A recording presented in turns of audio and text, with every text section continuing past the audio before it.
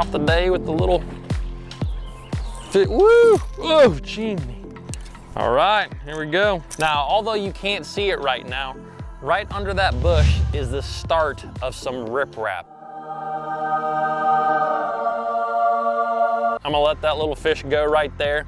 But today I wanna talk specifically about fishing riprap. Pretty much every major lake that I have been to, there is some sort of riprap on that body of water. And riprap holds fish year round. I mean, whether it's the middle of winter or the dead of summer, there can be fish found on riprap. So today I want to talk specifically about finding productive riprap and how I go about fishing it. So stay tuned, it's gonna be a good one. This video is brought to you by sportsmansoutfitters.com. Right now, leading up to the 4th of July, we're actually running a sale on the exact rod and reel combos that I use. That includes a Bruin ELS reel and an Arc series rod. So if you guys want to buy this exact combo, which is one of my favorite crankbait rods, an Arc Tharp series grinder rod, you can save $50 on this combo, which means that you can just put $50 towards more tackle. So if you want to help support the Bass Fishing HQ channel, click those links down below in the description. You know, the reason that riprap is so good is because it is really an entire ecosystem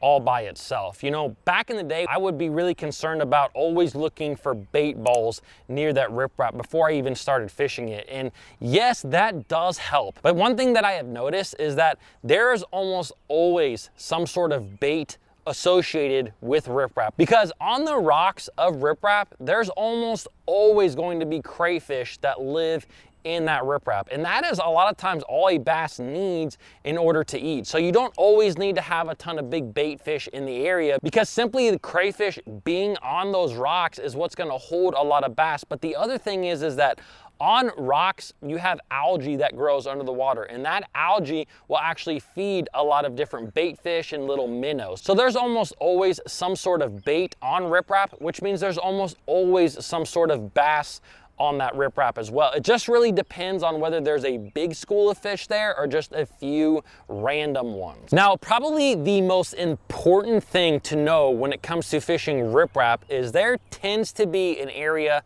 on any given riprap bank where you're going to catch most of the fish. Now, there are definitely times where it's like there's just fish all over a riprap bank and you can catch them from one end to the other and everywhere in between. But I have found there are just certain little areas where I tend to catch the majority of the fish. Now, for instance, right above me right here is actually the end of a riprap bank. And that's a huge key to catching fish, is anywhere that riprap actually stops, where it ends, that is a great place to catch bass. And I actually made a waypoint over 12 years ago that says riprap ends. And I actually just pulled up to this place. It's probably the first time I've actually fished this in 4 or 5 years. And I just caught a fish within about 5 or 6 casts. Now, although where riprap ends is a great place to catch bass, there are gonna be certain areas along that riprap where you also tend to catch bass a lot more. And sometimes it's for reasons that we can't even see. Sometimes there might be a little bit bigger rock down there, or there's a little bit of a point in the riprap that it's very subtle, and we don't know exactly why we catch bass there, but it seems like every time we fish that bank, that is where that fish is. So something that I find to be extremely helpful is every time that I fish a riprap bank and I catch a fish, I make a waypoint. And if you start doing this on your home body of water, you're gonna find that there are little sections of that riprap where you tend to catch the majority of fish. And you know, that helps you just to eliminate a lot of water, because sometimes you might be fishing riprap that's on a dam and it stretches for literally miles, but there might be just little sections of that big stretch where most of the bass are. And so instead of wasting time fishing the whole thing, you can fish your small sections, and that can greatly help you to catch a lot more bass on riprap. Another huge part to catching fish on riprap banks is really discerning what depth those bass are at. And a lot of times I have found that depth of that fish really comes down to the clarity of the water that you are fishing. If you are fishing heavily stained water or muddy water like I am today, a lot of times you're gonna find that those bass are pretty shallow on that riprap. Usually they're gonna be within probably 4 or 5 foot of the shoreline itself. Now, if I'm fishing clear water, and those bass could be anywhere from being really shallow on that riprap to really deep on that riprap, what I like to do is really kind of stay off of the riprap quite a ways and actually fish at a big 45-degree angle. This really allows me to cast up shallow and work a bait down deep where I can kind of pinpoint where exactly I'm getting the majority of my bites. Once I figure out where they are, I will then try to parallel at that depth. That way it keeps that bait in the strike zone for a long time. There was a few years ago I was fishing a dam for smallmouth bass, and I found that most of my bites were happening in 14 foot of water, and I was using a drop shot. And so what I did is I got in 14 foot of water with my trolling motor and started casting parallel to the dam. That way I knew that my bait was in the strike zone for the majority of the time. There's one. Woo! Okay, not a giant. Gosh, he choked that bait though for a little guy. Not a giant, but a fish.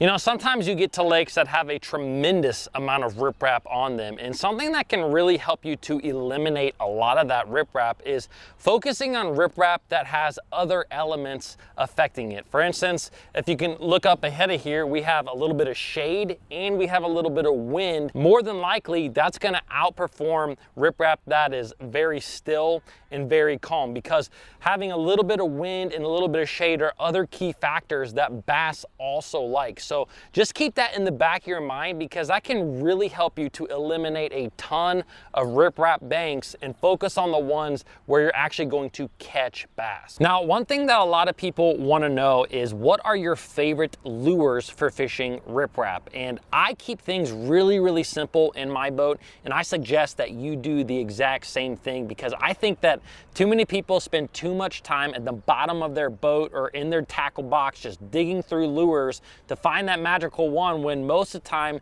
once you're around fish, you're gonna start catching them. Now, probably the #1 lure that I pick up most of the time is some sort of crankbait, and specifically I really like the Strike King Hybrid Hunter. I have been absolutely blown away by this bait, fishing it a lot this year around grass, around wood, and now around rock. And the thing about this bait is it comes through cover better than any crankbait that I have ever fished, and riprap is no different. I can really just bring this through riprap. It hardly ever gets hung up, which just allows me to be a lot more efficient out there on the water. The other thing is that it has just a little bit different wiggle and wobble than most crankbaits. So I feel that in highly pressured situations, a Hybrid Hunter, and I'm specifically using the junior size here, is one that gets a lot more bites than other crankbaits. Anytime that I feel that the bass are positioned shallow on the riprap, where they might be in that first 1 to 3 foot of water, that is when I'm gonna pick up the Hybrid Hunter and cover a tremendous amount of water. Now, a lot of times you're fishing clear water where those bass are actually positioned deeper in the water column on the riprap, sometimes out of the range of that Hybrid Hunter. And you could probably go to a different crankbait in this situation, but something that I tend to use is a jerkbait. And the reason that I love a jerkbait is that jerkbait has a really large drawing power, meaning that you can pull fish from a long ways away. So anytime I'm fishing clear water, even if I get this bait within 10 feet of a bass, a lot of times I feel that I can draw that fish in with the jerkbait. So if I don't know exactly where those fish are positioned on the riprap, maybe they're 10 foot down, maybe they're 15 foot down, I can actually just throw that jerkbait, cover an entire water column, and actually get those fish to raise up off the rocks to get that jerkbait. So a lot of times in clear water situations, the jerkbait is my #1 tool to fish. Now, another bait you always have to have tied on the riprap is a topwater, whether that is a topwater spook like I am fishing here, or maybe even a faster moving topwater like a buzz bait or a whopper plopper style bait. Now, the best thing about a topwater is it's literally impossible for it to get hung in the riprap. Well, unless you throw it on top of the riprap itself. So if you have top water conditions, whether this is early in the morning, late in the evening, I love throwing a top water because I can cover a ton of water with it. Now, as you can see, those 3 baits that I just picked out are moving baits, and I love fishing moving baits on riprap because, again, I like to find those little areas where bass are holding. Now, once I get a couple of bites, that is when I'm going to slow down. And the one lure that I use a lot to slow down with is a jig. Now, the great thing about that jig is if you slow down, you can catch a lot of fish in a small area with that jig. The bad thing about a jig is it tends to get hung up in a riprap, and there's really no way that you can stop this. The best thing that I have found is to use a lighter jig. The lightest jig that you can use, you know, a 1/4 ounce is something that I use a lot. That is going to help you to not get hung quite as much in the riprap. And another lure that a lot of guys do not think about using on riprap is actually a wacky rig. Believe it or not, as that wacky rig kind of floats down, because the way that a wacky rig is shaped, it really can't go inside of the rocks where you get hung a lot. And I actually talked about that along with a lot of other wacky rig tricks in a video that I'm gonna link right here. So if you enjoyed this video, I think you will enjoy this wacky rig video. Please don't forget to subscribe to the channel, comment below any of your questions, and I'll see you guys in the next video.